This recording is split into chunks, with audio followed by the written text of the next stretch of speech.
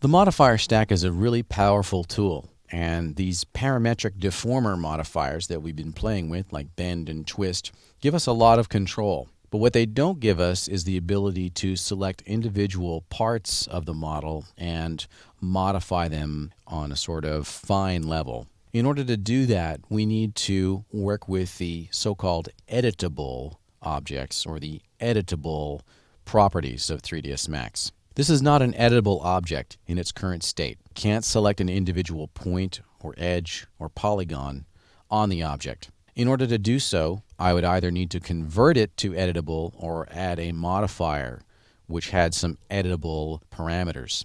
Usually, I would just convert to an editable object.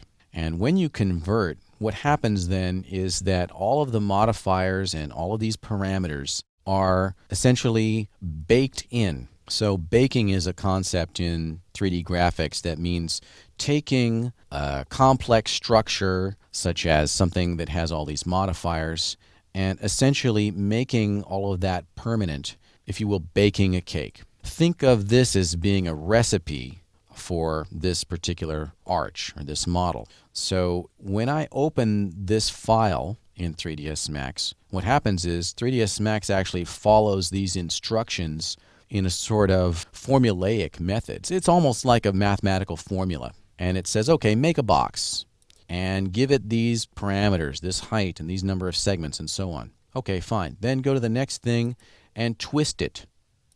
Here we go, so we can see this one at a time. Take this and twist it and do stuff to it and give it these angles and, this amount of limits and so on.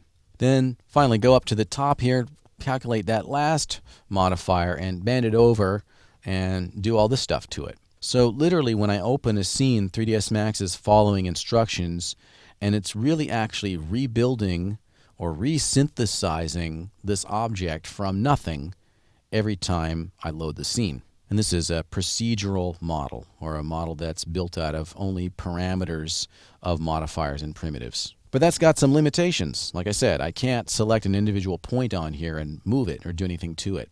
So we're going to bake the cake here. Thing I want to stress here is that you can't unbake a cake. So once I've converted this to editable, if I don't have a backup of this version of it, then I'll never be able to go back to the bend, twist, or box parameters because they'll be wiped out. So this is called collapsing the modifier stack. And so we're basically erasing the history of everything that we've done here. And we're going to just have at the end a raw collection of points. And when that file is saved or loaded, it's not a parametric object anymore. It won't have any of these parameters. It'll just be, like I said, a raw collection of points. The process for converting is simple. You'll just select the object and then right-click anywhere in the viewports, and you'll get the 3ds Max quad menu. So when I'm holding down the right mouse button, you can see that there are 4 quadrants here. There's actually only 3 out of 4 in this instance here. But the quad menu is a context-sensitive menu, so what you see here will depend upon what you have selected or what you're doing. You'll notice at the bottom, Convert to. And there are several options here. Convert to editable mesh, editable poly, editable patch. The one that we want right now is editable poly, because what that is an advanced modeling environment, basically. Editable mesh is an old school one that's simpler and dumber. Editable poly is much more advanced. So I'm going to choose editable poly while I'm working.